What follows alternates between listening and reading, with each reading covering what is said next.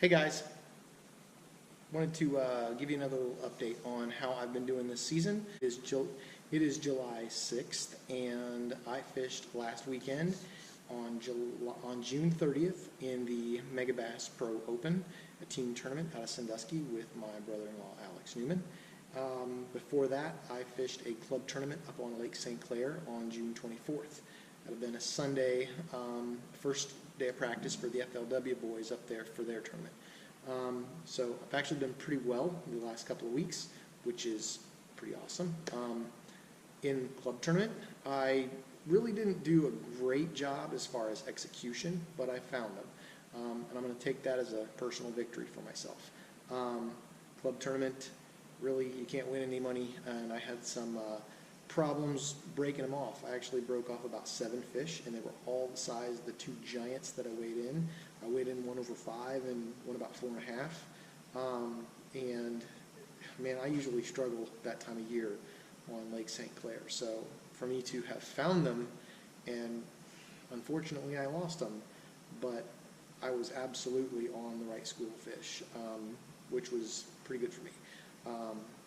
Fast forward a week to the Megabass team tournament that we fished. I went up on Friday for practice, went up with Alex. We made a lap around Peely. We found a few areas that you could catch 3-pounders, 3 to 3.5 pounders, it's just as fast as you want. I was calling it 3-pound alley. It was just easy to catch them, but that's not going to do you a whole lot of good in the team tournament on Lake Erie.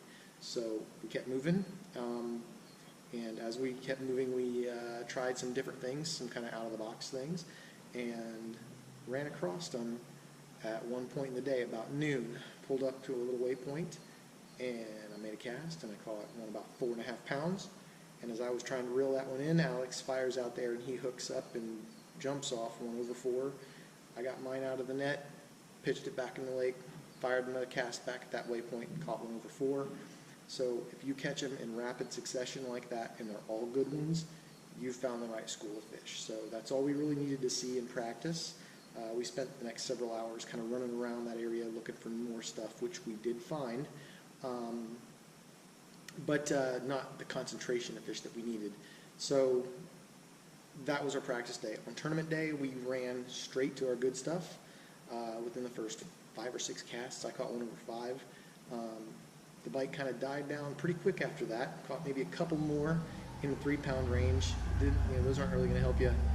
And we decided that we were going to make a little shift over to another little spot very close by. We figured maybe since it was so early in the morning that they hadn't pulled up yet to feed, so we moved off on the break. And it was a good move because Alex caught 1/5 a few minutes after getting there, and that bite disappeared pretty quick. That's the only bite we got. And we went back to the main deal and proceeded to catch them and catch them and catch them. So we had a limit that was over 20 pounds by 8:30 in the morning, and by 9:30, and by 10:30 we were pitching back our last fish under 4 pounds, and had nothing in the live well but 4s and 5s. We knew we were going to have a good day at that point. I think we called up a couple of those. So we had 4 identical cookie cutter bass in the live well that were all right at 5 pounds. And my smallest on my scale weighed 4.2.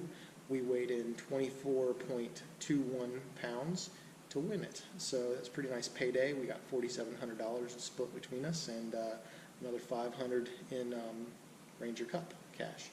So that's our tournament. Had a great time. Caught them all in drop shots. Not as deep as you would think for me. I thought I'd show you my drop shot setup. It's pretty simple. I use a braided line, 30-pound Daiwa braid. I think it's called Tsunami or Samurai braid. And then I tie that to Seagar and Vizix fluorocarbon, 8-pound. I tie it with an Albright knot. Can't see that very well, I'm sure, but that's an Albright knot. And then I use about 6 to 8 foot of leader before I tie to a swivel. That's a little Spro power swivel. Your standard Gamakatsu drop shot hook. and your standard weight.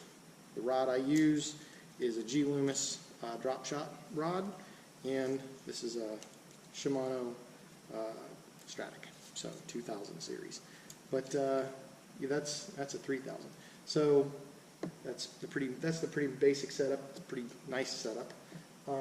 It works very well.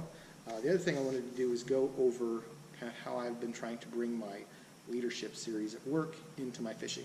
So this weekend is a great example. So as I said, I have not historically been the best at catching them early in the season, and I need to change that. And really, it's an internal belief system. I'm a good angler. I can catch them. I don't know why I can't catch them in the spring, but I'm trying to work on that. So what I'm trying to do is bring in what they call the ABCDs of emotional intelligence. So A would stand for actuating event, and B would stand for your belief system, C would stand for your consequent emotions or consequent reactions, and D would stand for your determined results.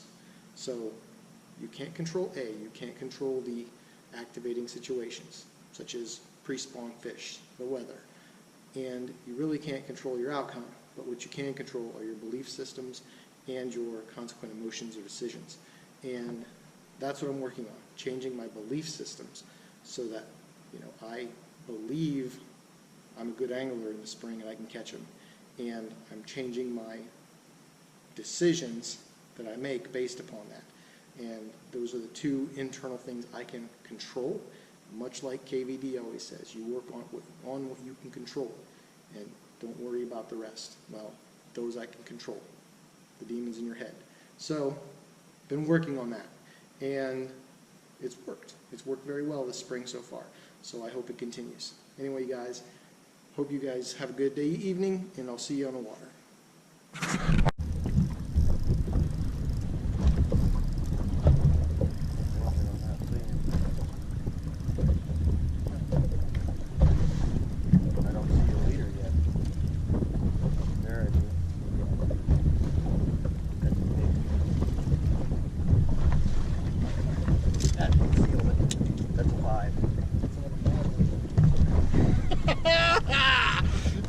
I think that's close to 5, if not over.